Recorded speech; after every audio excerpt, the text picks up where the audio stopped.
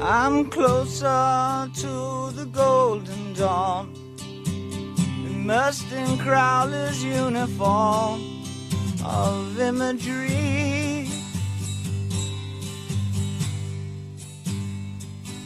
Welcome to Very Honored Frater BT's Esoterinerd podcast, episode 40.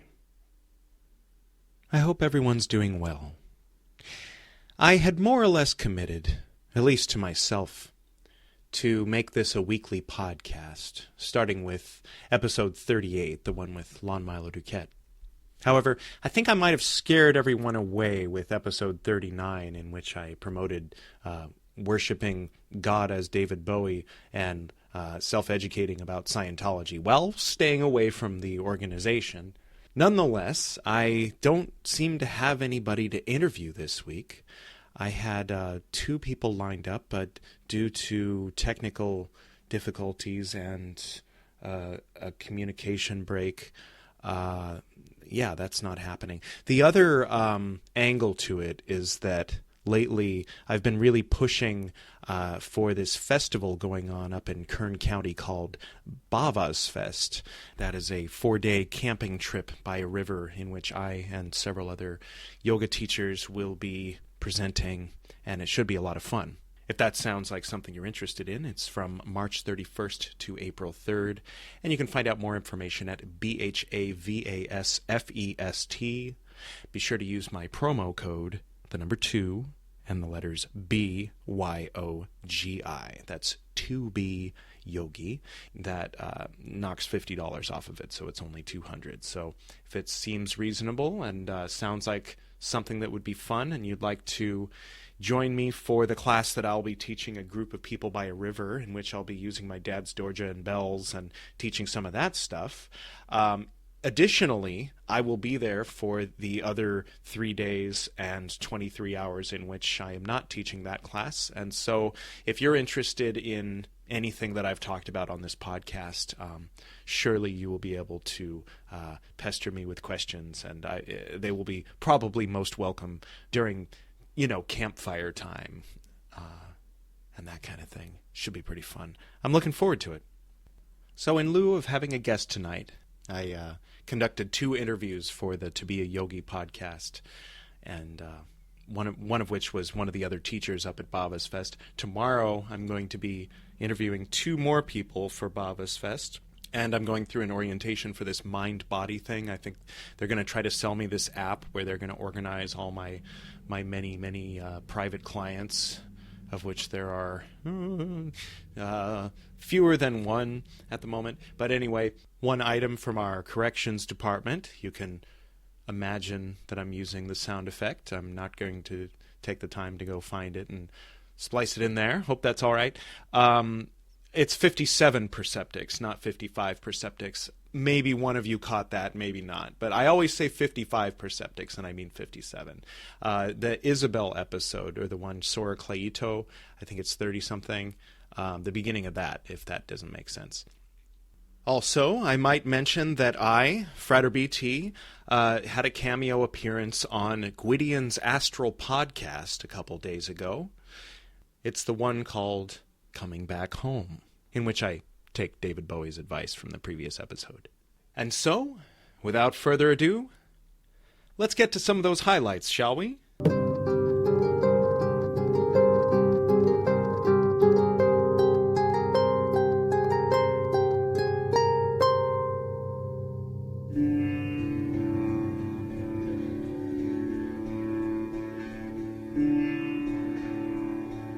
Greetings and welcome to the To Be A Yogi podcast. I'm Edward Reed, and this is my co-host, Sarah Swain. Hello. The To Be A Yogi podcast is dedicated to bringing the worldwide yoga community together. We will bring you history, discuss the various forms of yoga, as well as the latest news and current events on the subject. We will also give you good book recommendations. We will bring you interviews with longtime practitioners, experts, and authors. We will also interview new teachers and those who've been at it for a while, as well as those who practice and love yoga. Our goal is for everyone in the world to have access to the knowledge of how to safely and effectively practice yoga and meditation.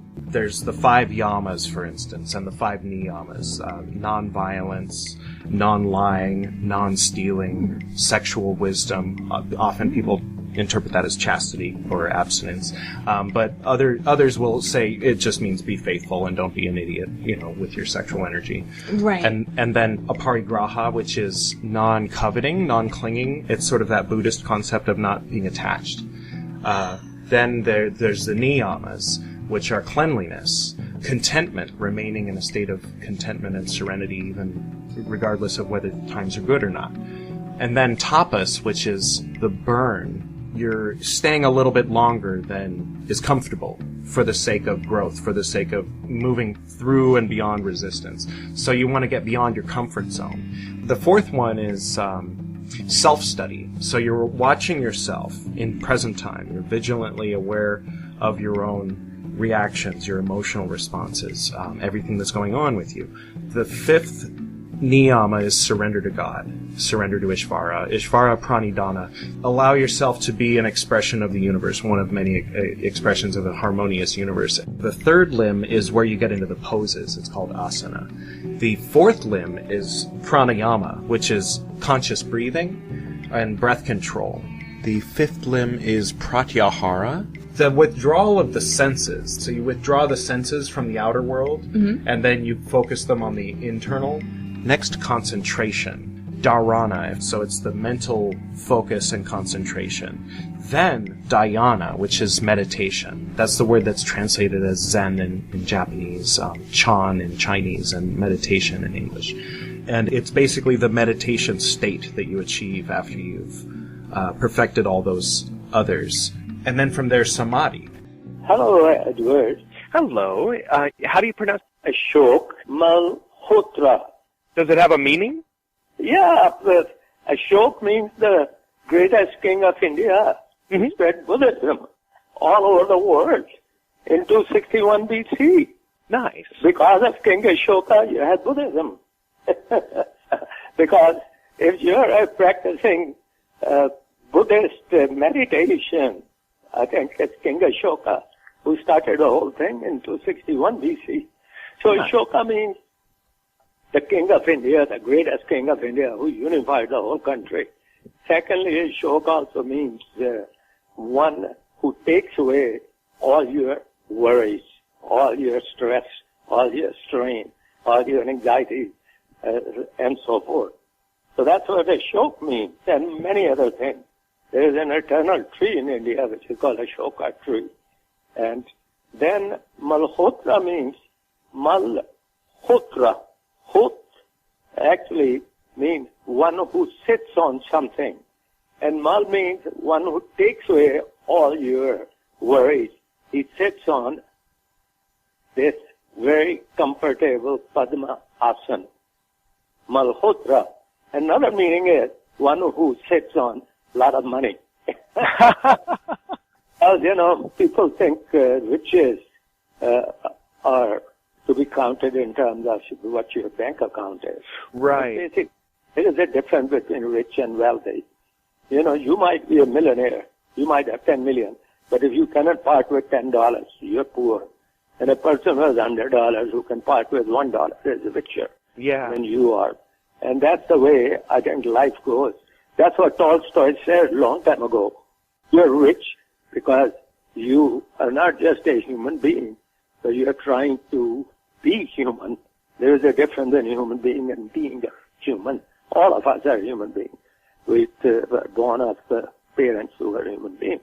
But at the same time, you have to make an effort at being human. And that's where compassion comes in. That's where yoga training comes in. That's where helpfulness comes in. That's where Karuna Buddhism comes in. You have to take that choice, make that choice. And most of the people let go. They don't want to grow and develop their brains or their mind and become, kind of self-centered. They become selfishly centered on wrong things. But self-centered is going within and getting in touch with that wonderful spark which we have, which is part of the solar system, which is part of what created this whole universe and so forth. Yeah. We have in us, And that's what namaste basically means. That is, I fold my two hands and I bow before you. I recognize your physical body. I'm not bowing before your physical body. I recognize you have that divine spark. I have the same with your brothers and sisters. That's what namaste basically means. Now I'm reaching out to people who can help me because I want to be a yogi, and I don't want to be a false yogi. I don't want to be a false yogi. I don't want to say I'm a yogi but not really be one. So I've started this podcast called To Be A Yogi, so that people like me and me also can ask people like you, please help me to be a yogi and help me to be a good teacher and a good teacher of yoga, because you had said that there were the different types of yogi. There's the Hollywood type, and I right when you go to Sunset Strip, right there at the mouth of Sunset Strip, there's a Crunch Fitness with a big fist. I teach that yoga class, and I want to be more like the true yoga that you define as the Himalayan yoga. A lot of kind of faiths you have in the system. Have you gone through the Patanjali's Yoga Sutras? I have. Follow the yoga faith, composed close to 500 BC or earlier by a sage Patanjali. The book is called Yoga Sutra. Even the Buddha learned that, and then he created his system of meditation based on it, and that is the original text on which all the other yogas which people follow these days. Most of the people don't even read the book, the original book of Patanjali. If you want to become a yogi, you have to read that first. Parts are, the first is your samadhi pada, then that means the goal and the meaning of yoga, the aim of yoga. Second is sadhana pada, which is the method, Ashtanga yoga, Kriya yoga, and how you utilize what we call, vinyasa yoga, how you use pranayama, how you use asanas, physical postures. And what happens is most of the people, they have read the book. They think because they can do 20 asanas, physical postures, and some breathing exercises, and they're masters of yoga. No. To be a yogi means you have to go beyond all this, and perfection of Ashtanga yoga, which is discussed in part 2, called sadhana yoga, sadhana pada. Then part 3, all the powers you are going to be getting because you are perfecting. Samyama. Yes. Good habits of the heart through pranayama, through breathing. Good habits of the mind through dhyana, meditation. All that's there in part 2. Then lots of powers you'll start gaining and so forth. What's the final goal of yoga? The final goal of yoga, of course, is to go beyond all these powers to get enlightened. Because you're your best friend and your worst enemy. And that's why people die, because they keep on putting all junk in their systems. Whether it's food, drink, ideas, emotions. Our mind is more like a pure lake or a pure field. But you plant beautiful flowers in it, they grow, and you take care of them. But once the weeds or negative ideas start coming in, they start messing the mind up. And you don't let any of those negative ideas of, I can't do this, or I don't have self-esteem, I'm never good at this, and I'm afraid of that person. All these are negative ideas. They're like uninvited guests who creep in from the bottom of your door, and once they go inside your house, they want to stay there, just like weeds. So you have to work through that part. That's where, dealing psychologically, but you have to deal it, more at a metaphysical or spiritual level, because, we are all physical beings. We are beings with emotions, we are beings with mind, but there is the integration of all these three. That's the way the spirit will express itself. And that's what's going to connect us to whatever the ultimate force is. It's within you. So you have to take that inward journey. And And I think most of the people just get stuck with few physical exercises. They're good for you. Yeah. Breathing exercises are good for you. But you are not the master. To become a yogi, that will require mastering the physical posture, breathing, meditation, and then integrating all these, forming a harmony among them. And then you move on. And then hopefully you'll be able to connect to the rest of the people. Special thanks to Spirit in Stone for the use of their track, Isn't All One. Welcome to episode 2 of the To Be A Yogi podcast. I'm Edward Reed. Let's meet our co-host, Kathy Kuhn-Pentecost. Hello. Hello, how are you? I am well, thanks. I'm really happy to be here. It's good to see you. I'm glad you were able to come by. Me too. Jyoti, Jyoti, and it's a Sanskrit word, and it means light, inner light. And my original name was Melanie, which is of Greek origin, and it means dark or black. And so in my yoga journey, my goal is to go from darkness to light. Right. Well, my friend sent me this really funny article from Tibet, and it's this Tibetan teenager who he's like, oh, I'm really getting into Western philosophy. It's so that interesting. Yeah. And did you see that? I did. That was awesome. Yeah, it's interesting. It feels like the world, brain in a way. I mean, not to sound like the Borg or something, but I'm fond of Teilhard de Chardin's vision of the noosphere awakening, the world brain awakening through each of our individual connections and the sharing of knowledge. So it only seems natural that people would gravitate toward the things that they lack. So I think what they're calling that these days is heart-centered living. So very heart chakra stuff, living in the love place all the time, breathing to that area constantly, living in the I love yous. Right. Yeah. I teach, Hatha yoga, Kundalini yoga, Bhakti yoga. That's the one I was interested in. Right, and sure. And that's my kirtan, which I do, and we're called Dharma Sound. I'm a fan of call and response. I think that is a fantastic, genuine, immediate way to raise your vibration. It's a way of experiencing the Shanti in a different kind of way than you would perhaps in your practice. No, of course I know what you're talking about. But for some of us listeners, what do you mean by the Shanti? The Shanti, that's the oneness. That's what the name of my acupuncture shop is, Shanti. I chose that name very specifically. Cool. Shanti is a Sanskrit word for inner peace, and that makes, I think, just saying inner peace really is far from an accurate description of what that word really means. Don't sue me, Madonna. It'll make sense later. So Shanti is the peace of the oneness that you find when you're in your meditation or you're chanting or singing or perhaps in your Kundalini kind of yoga, maybe. But it's when the individuality ceases to exist and you're just all in the one.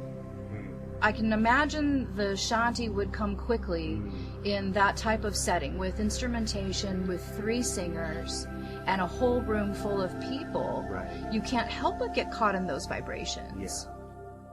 And I also conclude every kirtan with a gong bath.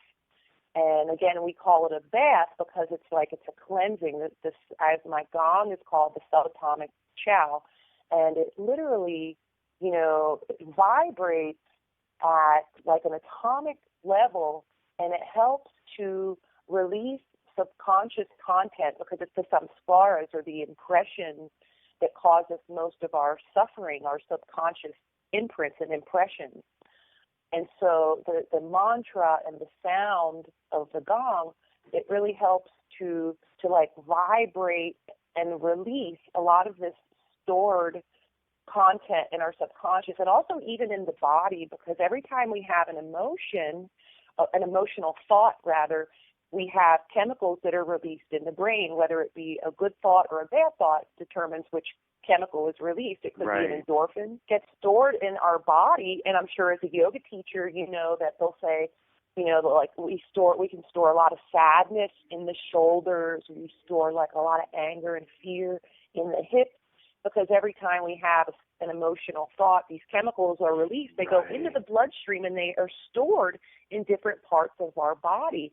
And repetitive thoughts over time like this, they begin to get really kind of crystallized into our body and our subconscious.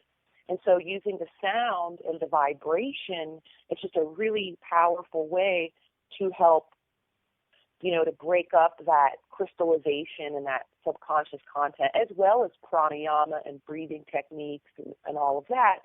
So, but it seems that the sound is a particularly powerful way to release a lot of that, those negative impressions that are stored in our body. That gong clears out the energy body in a special kind of way. I went to a full sound bath singing bowl concert at the Awareness Center in Pasadena one time. And I think they probably had like 100 different singing bowls in there. It was bananas. But it's the gong. It's always the gong that takes me the deepest, the fastest. There's something really super special about that vibration. Yeah. So what she's talking about sounds really cool. So you're chanting it out. There's instruments going. There's gongs clearing old emotional stuff from the energy body too. That sounds dope. Yeah. Like we were talking about last time, there's so many neurons and basically brain cells throughout the digestive system. It's like the Jupiter in the solar system of the body. It's almost a sun, almost a brain into itself. And we communicate back and forth, and I'm sure everybody can relate with that when you get sad and your stomach starts to hurt, or, you know, something happens, you're relieved, and suddenly you feel better and you're uplifted. Absolutely. There's olfactory cells in the digestive system as well. Oh, really? Yeah. Our livers and our stomachs and some of our skin smells.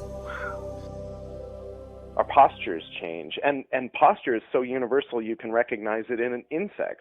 You can tell when an insect is feeling confident or when it's feeling sheepish. Right. And we all communicate on that level of how the spine is curved and how the shoulders are.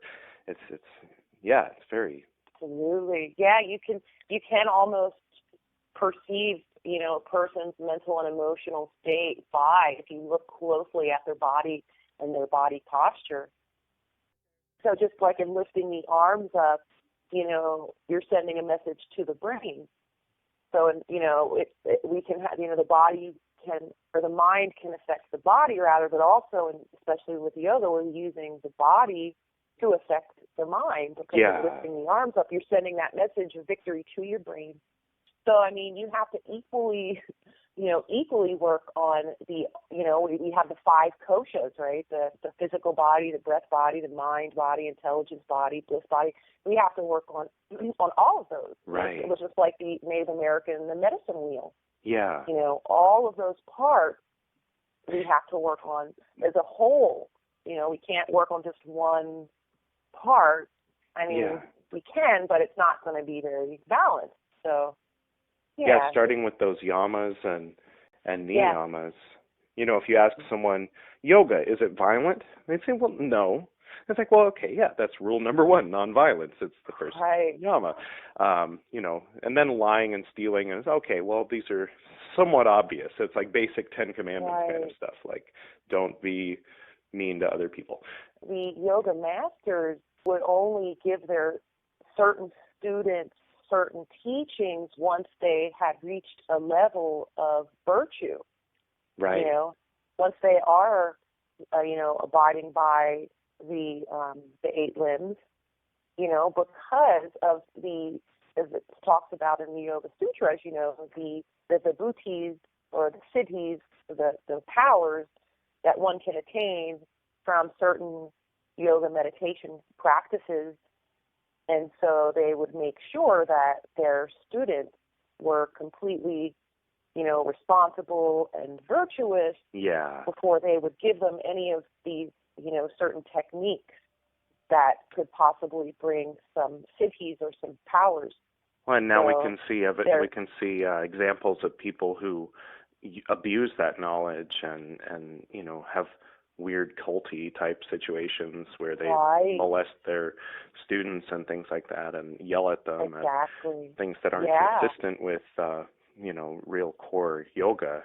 Right. They're obviously not established in the 8 limbs if they're doing those kinds of things. Yeah. So I understand that they're fairly disappointed with Bikram himself. That he took the precious practice and turned it into that. Yeah. All of the things that you should never do. Right. Like all of the opposites of what it's. Here's the sutra. Okay, now do everything opposite. Yeah. Have you heard the Huffington Post thing about Bikram? No. Huffington Post had to invent a whole new section of their website called Dickopedia. Oh no. Dickopedia. With an apology to Wikipedia, but not to Bikram Choudhury, who was the subject of the first post on Dickopedia. Do you want to see it? Yeah, let me see it. Okay. Bikram Choudhury. Bikram Choudhury is a 69-year-old yoga instructor, a multi-millionaire businessman, and a dick. The originator of hot yoga, featuring classes held in sweltering conditions, Choudhury first staked his claim to dickhood in 2002 when he attempted to copyright his sequence of 26 postures, a cynical appropriation of Hindu spiritual practice that's been compared to trying to copyright the Lord's Prayer. Having built a yoga empire that includes schools in over 200 countries, Choudhury dickishly flaunts his wealth. He owns a fleet of 40 luxury cars and often leads his classes wearing nothing but a tiny Speedo and a $1 million diamond and ruby encrusted watch. Choudhury's dick moves extend to his ego. He regularly compares himself to Jesus and Buddha, neither of whom is known to have said, as Bikram did, "I have balls like atom bombs, 2 of them, 100 megatons each. Nobody fucks with me." But his dickish boasts go far beyond the explosive power of his testicles. His claims that he healed Janet Reno's Parkinson's and Richard Nixon's phlebitis are wholly unsubstantiated, as is his assertion that his yoga can cure, well, just about anything. I totally cure you, whatever the problem you have.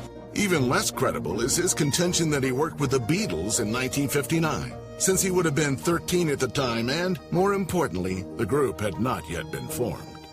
Nowhere is Choudhury's dick behavior more evident than during the teacher training programs he holds twice a year. After paying over $14,000, attendees are forced to endure 9 weeks of grueling physical exertion, restricted food and water, and supervisors who won't let them go to the bathroom without permission. Trainees are also required to stay up late into the night watching Hindi-language Bollywood movies that have nothing to do with yoga. Films Choudhury cheerfully narrates while having his shoulders massaged and his hair brushed by attractive young wannabe Bikram instructors. These women are often groped and subjected to Dickie Bikram pickup lines like, "If I don't have sex, I will die. You are saving my life."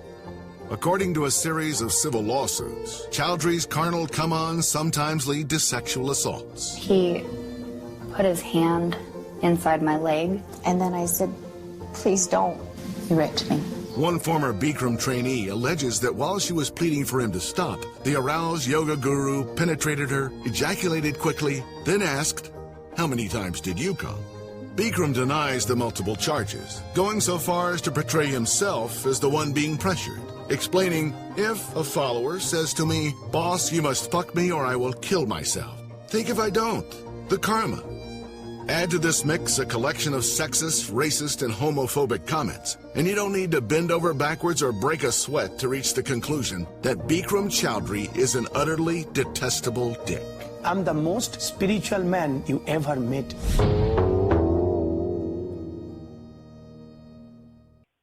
In tantric practice, what you do is you take and each yantra has its own mantra, each yantra has its own deity.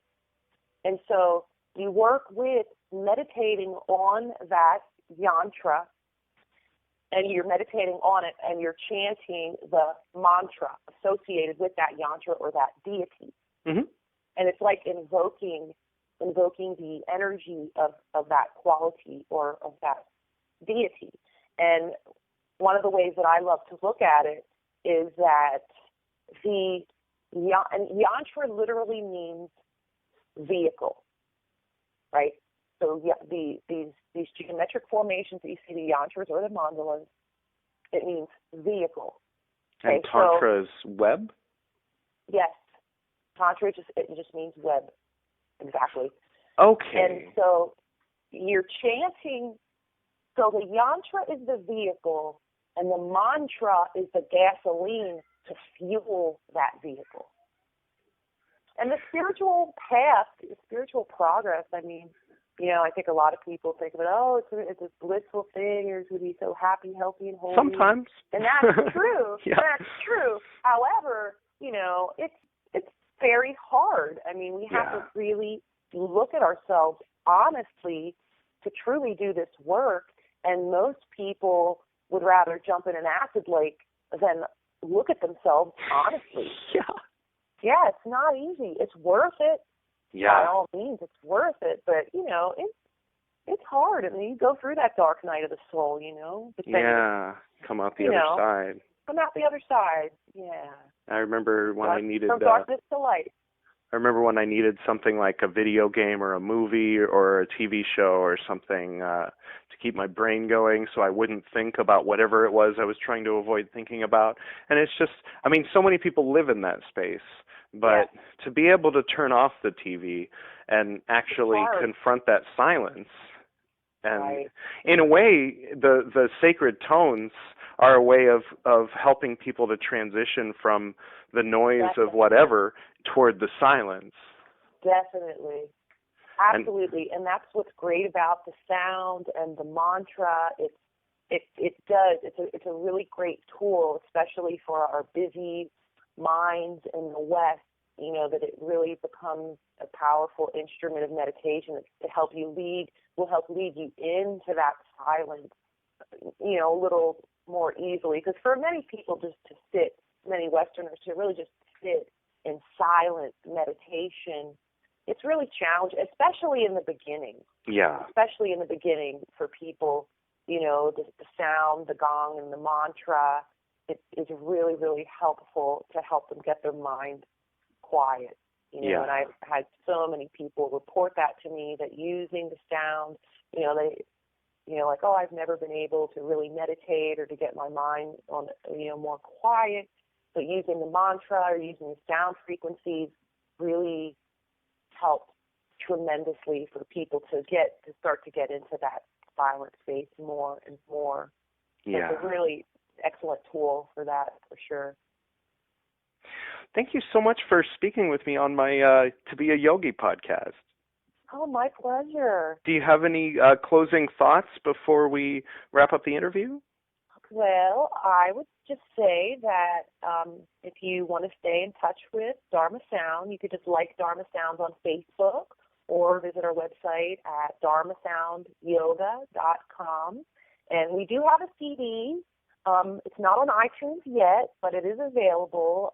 And also we are available to come to your location for kirtan. So anyone that's interested in exploring that, it's a beautiful, blissful experience. And I always talk about the kirtan buzz, that after sitting with the music and the chanting and the meditation and the gong for 90 minutes, you just feel like a buzz, but a natural.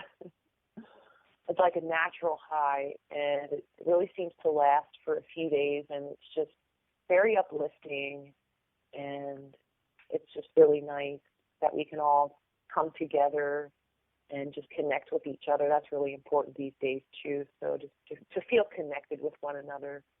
So I think a lot of us feel kind of disconnected, and so it's really wonderful to get together and to connect. Yeah. Excellent. Thank you. This is so fun.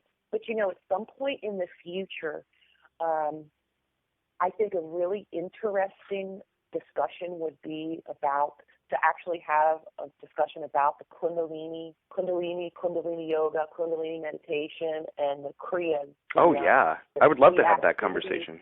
that happen, that what happens in the body when the Kundalini starts to become active.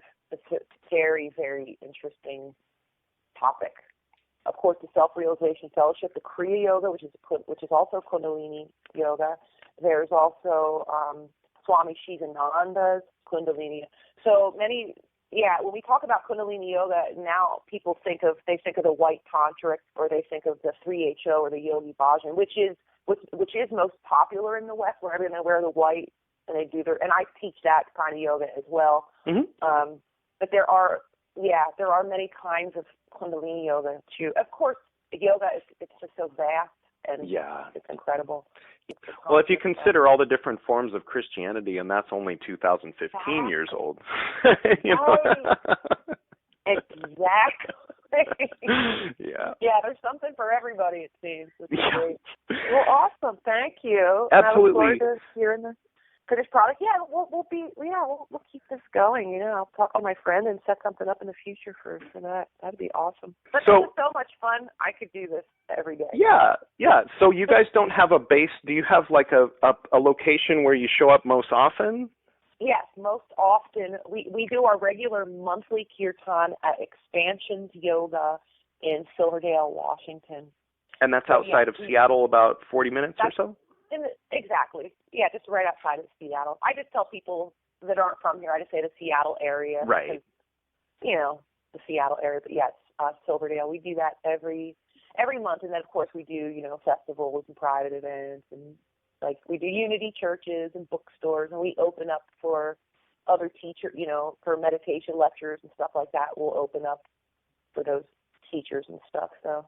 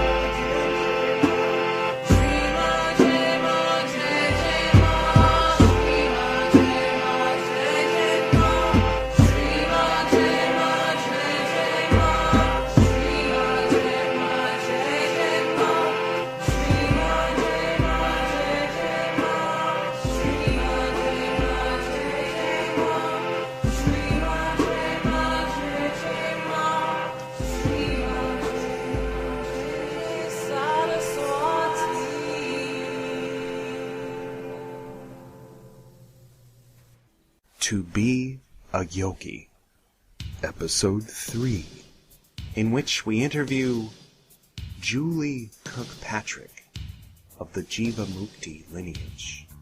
Hi, Edward. Hi, how are you? I'm good. How are you? I'm good. The word jiva refers to an individual's soul. Ah. So you're a jiva, I'm a jiva. So the liberation of the soul. Liberation of the soul, you could say it means to become liberated while in a body. So, Okay. in other words, the idea being that using the yoga practices to become a liberated person while you still have the body, not waiting until, you're on your deathbed to find freedom. That sounds great. Now, I had just a thought. Now, as you know, this podcast is called To Be a Yogi, and I myself am a yoga instructor. But when people, when I first went to a hatha yoga class, probably about 6 or 7 years ago, they said, you can flow through a vinyasa or go straight to downward dog, yogi's choice. And it took me by surprise because I only knew that in the context of Paramahansa Yogananda, Autobiography of a Yogi. I never thought of myself as a yogi. I remember my mom talking about how she could never be a yogi. And so I have kind of decided to take it upon myself to walk the path toward one day maybe being able to call myself a yogi, kind of in my own mind. Maybe other people think I already am. But on that path, I've finally become vegan as a personal interpretation of ahimsa. And I'm, working to do yoga daily and practice good karma and meditate and all of these things. So I was wondering if you had any thoughts about the distinction between the idea of being a yoga instructor or yoga practitioner and a yogi, or if there's a distinction. Well, you've probably given it way more thought than I have. That's what it sounds like. But I know my Sanskrit teacher, Manorma, she says we're all really yogis in training. And I like that idea. Yeah, so I think that, I agree with what you're saying. It's just kind of, sometimes as Westerners especially, I think we lapse into sort of shorthand, verbal shorthand. Yeah. So we'll say, well, I'm a yogi, but really if you understood the full concept of a yogi, you'd say, like you are, I'm really a yogi in training, I'm aspiring toward that. Right, exactly. I agree with you, and I think that probably the best thing any of us can really do is just to really refine our ability to be a good student. And I know I have to work on it myself. And, I'm a bit stubborn and a bit of a doubting Thomas sometimes. And I have to really... I can get my buttons pushed a little too easily. Yeah. Well, there's something for everyone in the yoga. It's a big ocean, yoga. And there's asanas, like you mentioned, pranayama, meditation, chanting, and it becomes like your lifestyle and how you interact with others, how you form your relationships. You become self-reflective and mindful, so you try to do things. You go vegan, be peaceful, work on loving everybody, even if they push your buttons and make you upset and angry, and keep meditating and keep practicing yoga. I think it's great. Liberated while you're still in the body. Yeah. And doing that to help others, really, to be of service for others. Om. Today I'll be interviewing Nick Mancy, founder of Mind Body Resilience Training. But first, go ahead and pull up Bhavasfest at BHAVASFEST.com.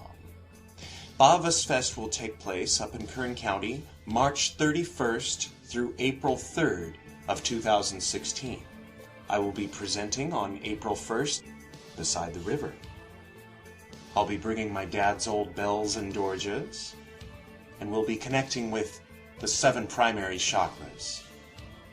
I'll also be sharing some of the poetry of 8th century Indian yogi Padmasambhava. Bhavasfest Yoga Festival is a 4-day transformational yoga experience. Throughout the week, festival goers have access to a full roster of yoga, dance, and meditation classes.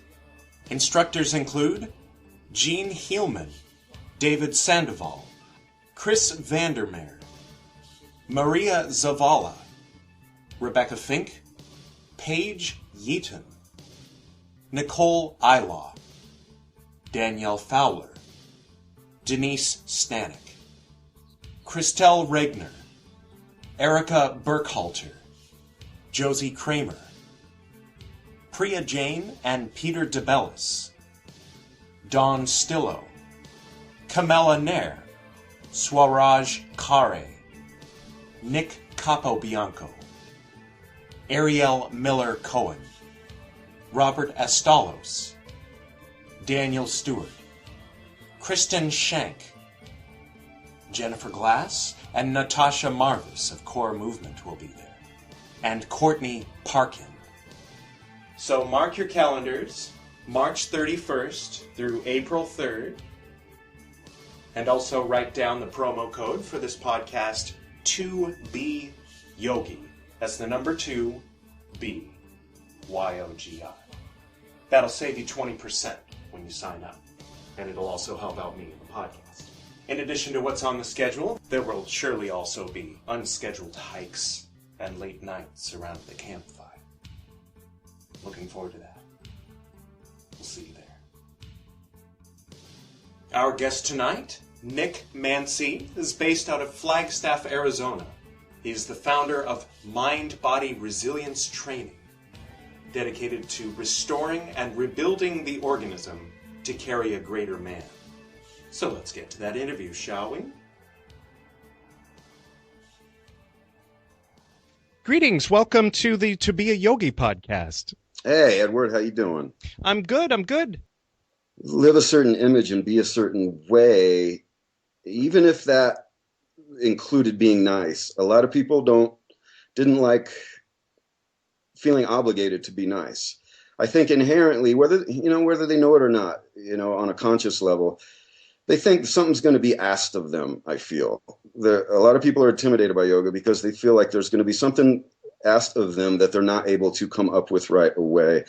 And I wanted to create an environment where there's nothing asked of you other than to do the work. You can be whoever you want. You can throw a fit.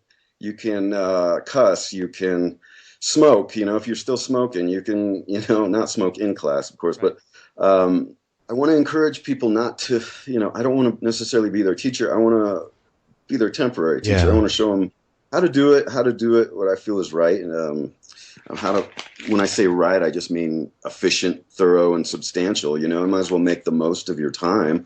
And all we're doing really is conditioning the body to line up with the deepest part of us, the deepest part of you, whether we want to call it spirit or soul, right? Or all parts of the body, every rotation of the joint and this and that, and putting oxygen in there and chasing out. In doing so, we're chasing out the tightness, we're chasing out the dis-ease,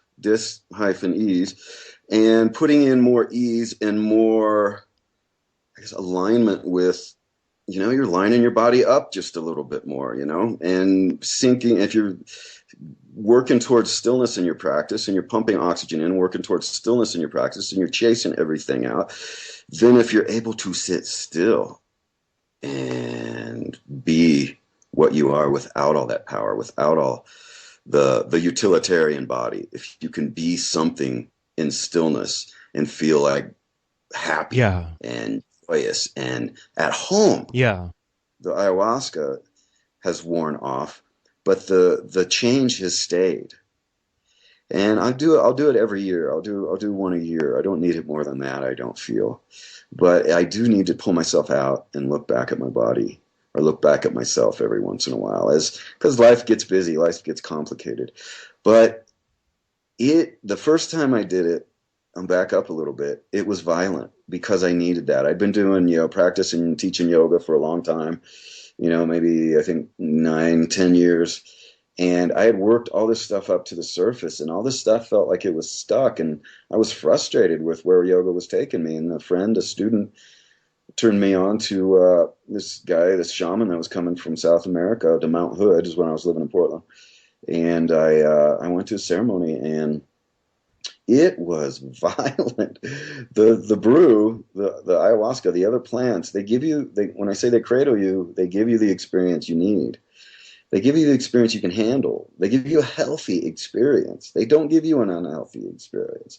But what I needed at that point was it needed to break loose. And it did. Boy, did it ever, man. I felt terrified. And then all of a sudden, bam, I was on my hands and knees on the lawn, and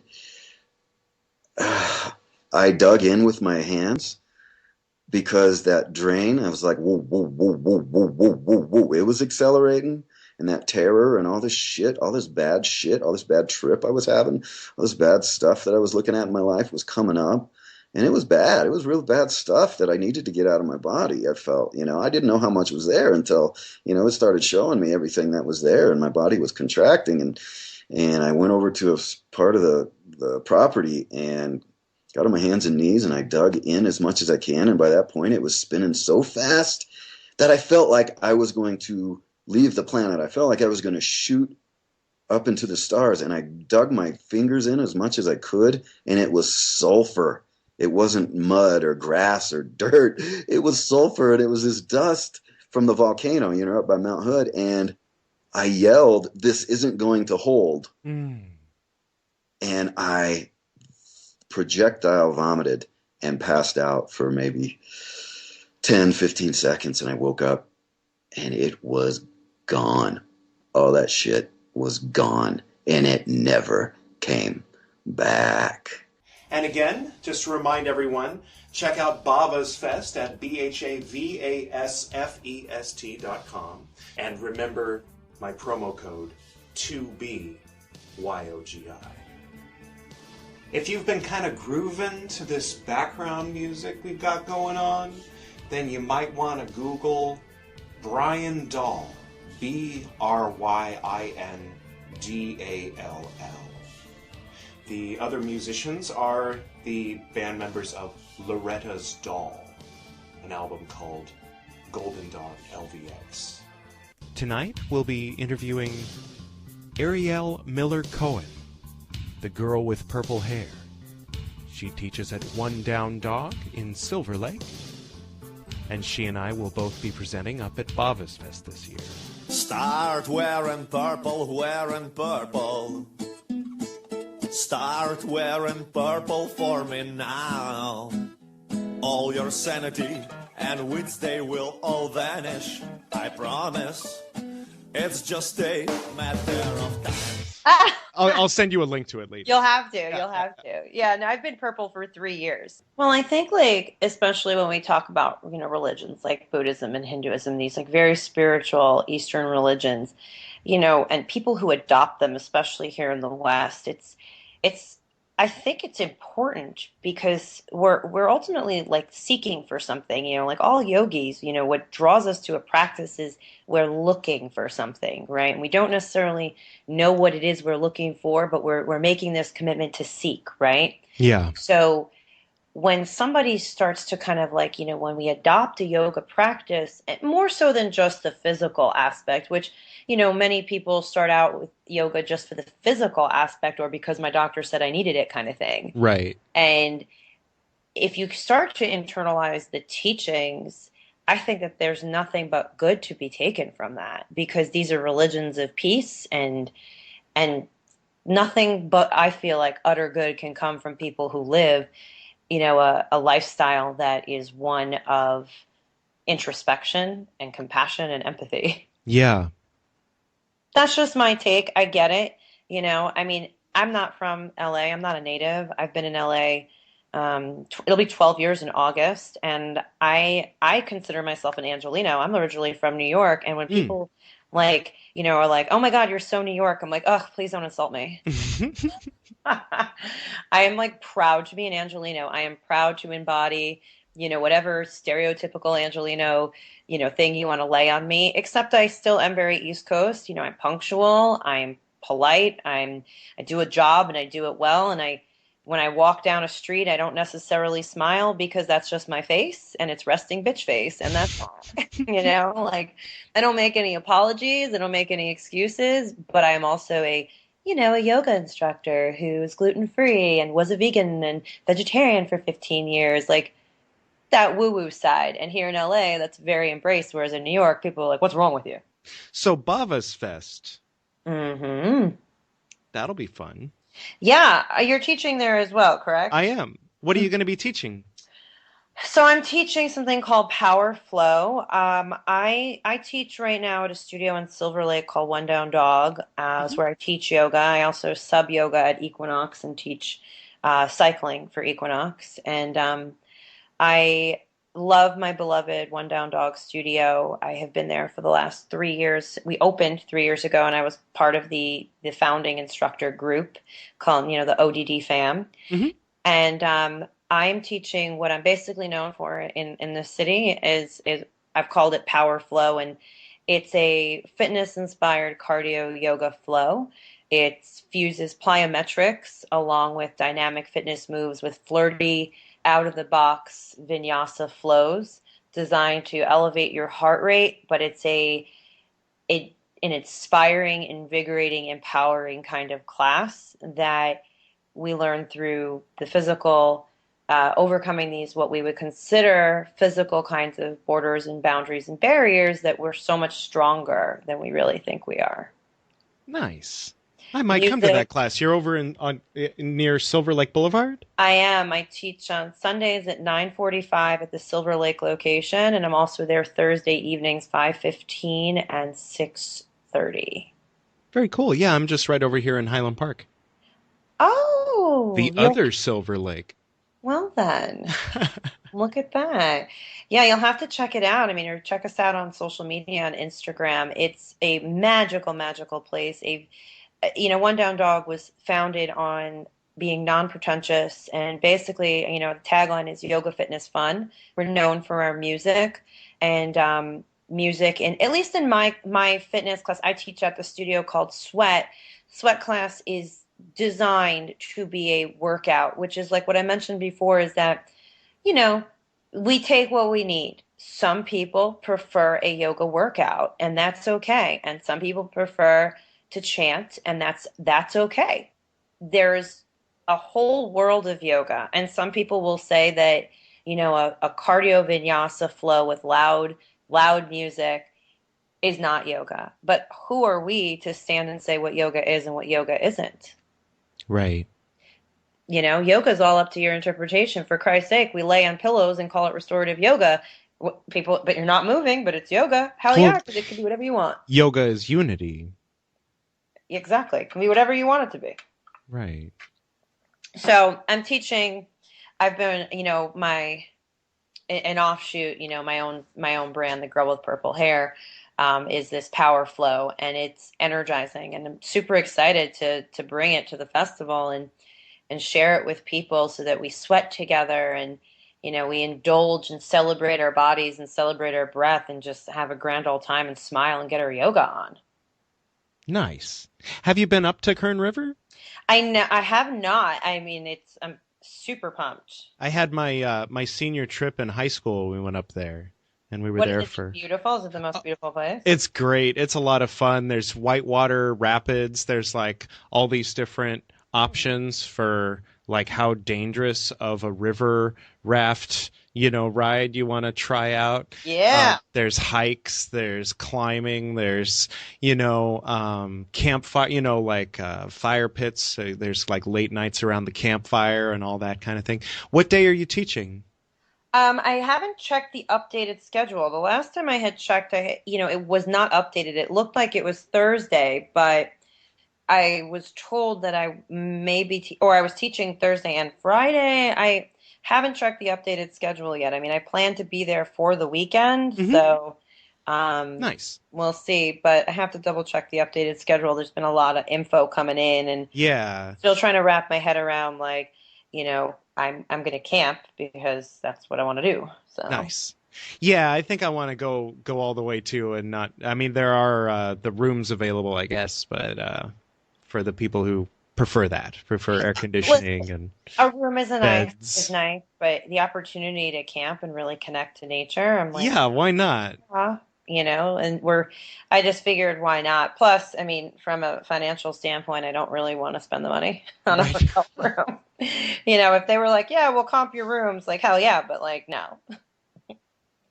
Nice. So just so people know what we're talking about, it's Bhavasfest, right? BHAVASFEST.com.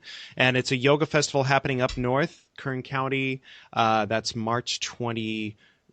March 31st, yeah. Until April 3rd. And so people who are tuning in because of you, because they wanted to hear their teacher on a podcast, for those people, what's your promo code? My promo code is, you ready for this? It's gonna be a kicker. It's purple hair. All right, just all spelled out, no spaces? Purple hair, just together, all caps. Or at least they sent it to me all caps, so I'm gonna assume it's all caps. Cool. And for those of you who tuned in because it's my podcast or because you're tuning into the To Be A Yogi podcast, feel free to use my promo code. It's 2, the number 2, the letter B, Yogi. To Be Yogi. That's cute. So, yeah, we should make sure that we're not teaching at the same time so that we can go to each other's classes. For sure. I mean, I would definitely love to meet you in person beforehand. Yeah, totally. So we should definitely connect. Mine's going to be more toward the spectrum of the chanting. That's awesome. Yeah. I have a very traditional personal practice, and I have a self-meditation practice and those kinds of things. How I teach and how I practice are two totally different universes. Right. And I do teach a variety of yoga classes. So I always tell people, like, don't judge a book by its cover. You never know. There's lots of layers to us. It's true. Yeah, I teach at Crunch Fitness, so the same thing. I teach much more of a power flow kind of thing. They call it power yoga. Definitely check out my class. I definitely think that, you can go ahead and snag some stuff for your power yoga. Oh, yeah, totally. I'd love to. But then when people come over here, sometimes we get more into that. Like I have my dad's old Tibetan bells. He raised me doing a chakra opening every morning, so I'm kind of grounded in that. So I like that's amazing. That's beautiful. Yeah. That's what I'm going to be teaching, and I love that there's going to be a river there.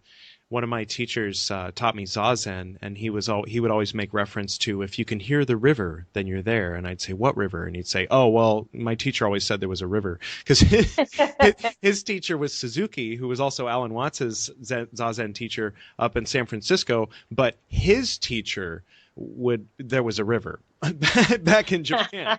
so it's nice that I could actually make reference to a river that's there for a change. So.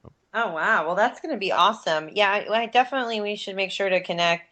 I have to check out the updated schedule, and I will for sure make a point, if we do not connect before the festival, to seek you out. Absolutely. And congratulations. You were just very recently married then.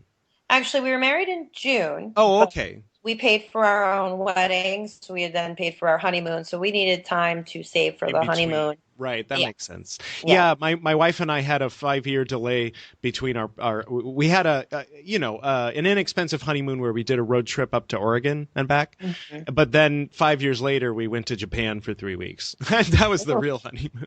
That's amazing. Yeah. We were in Japan were we in Japan? I highly recommend it. It was in April for 3 weeks. Kyoto and Tokyo and Osaka and Mount Koyasan and Jigokudani and Kamakura. Highly recommend it whenever you can. I am planning to get back to Asia much sooner than later. Indonesia, we also did Singapore. Absolutely incredible. There is something so special about that part of the world. I'm really looking into getting to Thailand and Malaysia. I'm hoping to lead a yoga retreat in Asia eventually. Nice. My husband and I will be leading a retreat in June in Mexico, a fitness yoga kind of awesome workshop and retreat. So cool. We're hoping to be able to get over to maybe Thailand eventually. That sounds great. Yeah, I'm hoping my next stop is India and Nepal. Oh my gosh. I mean, yes. That's one I'm probably going to go on solo and, really just do some hiking and some exploring and some seeking and, I wanted to go to India originally for our honeymoon, and my husband vetoed that because he's going to go on this journey and just leave me in the dust. My husband's very recently started to find a yoga practice, and it's been absolutely beautiful to be part of sharing that with someone as they start to discover a practice. And I'd like to hold his hand in Shavasana at the end of a class is like my absolute favorite part of my life. Oh, how sweet. Mm-hmm. It's really an awesome, awesome thing. That's great. I'm going to be bringing him with me to the festival, so he's going to be yogaed out. Nice. Yeah, I guess there's also going to be some fire dancing and a few other things too. I feel like it's going to be pretty Burning Man-esque, which I've never been to Burning Man, but Burning Man, but with a river instead of just a dust storm. Ugh, yeah. Maybe not quite Burning Man, but a bunch of yogis sitting around a campfire can't be bad. No, I think it's just going to be delightful. I think I even know a few of the vendors that are coming in, so a few people that I've connected with. And then I've even people that saw that I was teaching hit me up that are going to be there, so it's super exciting. Cool. I do write a blog and have a website. It's thegirlwithpurplehair.com. And if people can go ahead and check that out, subscribe to my blog, and you can see where I'm teaching and the workshops and retreats that I'm leading around the city, and in Mexico in June. And I'll have more things up there shortly. But I would love to share my life and all sorts of positive things with people if they check me out at thegirlwithpurplehair.com. Sounds good. Well, it was very nice to meet you. It was so nice to meet you as well. And thank you for coming on the podcast tonight. Thank you so much for having me. It was awesome. So I'll probably have this up in the next few days, and I'll send you a link. I'll probably tag you. I don't know if we're Facebook friends yet, but I'll find you and tag you. And yeah, totally. I have 2 Facebook pages. I have my because I tout myself as a lifestylist because I do yoga, fitness, nutrition, life coaching, that kind of stuff. So I'm a lifestylist, and you can find me, Ariel Miller Cohen. Obviously, you'll know it's me. I mean, it's the girl with purple hair. It's very obvious, very easy. So you can find my work one and my public Ariel Miller Cohen one. Okay, I've just sent you a friend request. Awesome, fantastic. Well, I'm very excited. I'm going to look forward to it. Sounds good. And so I'll probably see you before then, and if not, then I'll see you up at Bhavasfest. Awesome. Sounds good. Have a good one. You too. Bye. Bye-bye. I'd like to close with a poem that was originally a song sung by the man we know as Padmasambhava, or Born from the Lotus. Padmasambhava was an 8th century Indian Buddhist master. Many of the stories which are passed down to us about him are so fantastical they're difficult to believe. But he is generally credited as being the one to bring Vajrayana Buddhism to Tibet. Just before he left Tibet, he sang this song to the king and those who were in attendance in the royal court. And Yishi Tsyokol, who was said to have a photographic memory, recorded it as follows.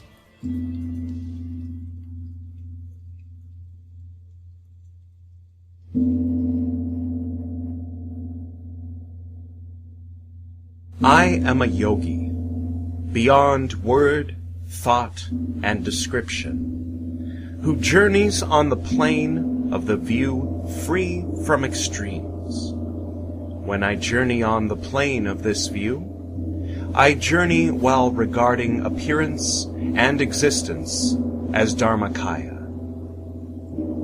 I am a yogi of luminous appearance and emptiness, who journeys on the plane of the meditation of empty bliss. When I journey on the plane of this meditation, I journey beyond meditation and post-meditation. I am a yogi of self-liberated perception, who journeys on the plane of spontaneous conduct. When I journey on the plane of this conduct, I journey in equal taste, without accepting or rejecting. I am a yogi of self-existing non-fabrication, who journeys on the plane of spontaneously accomplished fruition. When I journey on the plane of this fruition, I journey free from hope and fear. I am a yogi beyond word, thought, and description, who journeys over the pass of the view free from extremes. When I journey over the pass of this view, I journey beyond meditation throughout day and night. I am a yogi of luminous appearance and emptiness, who journeys over the pass of meditation of empty bliss. When I journey over the pass of this meditation, I journey free from dullness and agitation. I am a yogi of self-liberated perception, who journeys over the pass of spontaneous conduct. When I journey over the pass of this conduct, I journey while sowing the seeds of omniscience. I am a yogi of self-existing non-fabrication, who journeys over the pass of spontaneously accomplished fruition. When I journey over the pass of this fruition, I am the Buddha of perfected realization. I am a yogi beyond word, thought, and description, who journeys down the slope of the view free from extremes. When I journey down the slope of this view, I dwell in the state of non-arising dharmata. I am a yogi of luminous appearance and emptiness, who journeys down the slope of the meditation of empty bliss. When I journey down the slope of this meditation, I dwell in the state of undistracted non-meditation. I am a yogi of self-liberated perception, who journeys down the slope of spontaneous conduct. When I journey down the slope of this conduct, I act according to the words of the Sugatas. I am a yogi of self-existing non-fabrication, who journeys down the slope of spontaneously accomplished fruition. When I journey down the slope of this fruition, I am the Buddha whose stream of being is purified. I am a yogi beyond word, thought, and description, who journeys to the place of the view free from extremes. When I journey to the place of this view, samsara and nirvana are of the same nature. I am a yogi of luminous appearance and emptiness, who journeys to the place of the meditation of emptiness bliss. When I take the journey to the place of this meditation, the nature of thought is wisdom. I am a yogi of self-liberated perception, who journeys to the place of spontaneous conduct. When I journey to the place of this conduct, appearance and existence have the nature of a mandala. I am a yogi of self-existing non-fabrication, who journeys to the place of spontaneously accomplished fruition. When I journey to the place of this fruition, everything is the nature of Buddhahood. Once you realize the intent of this song, samsara is nothing to be rejected, and nirvana is nothing to be accomplished. As always, thank you all for tuning in. I hope that you've become inspired to bring a little bit of yoga into your practice, whatever your practice may be. And if you'd like to be a guest on next week's episode, do please drop me a line. Namaste and LVX. Good night.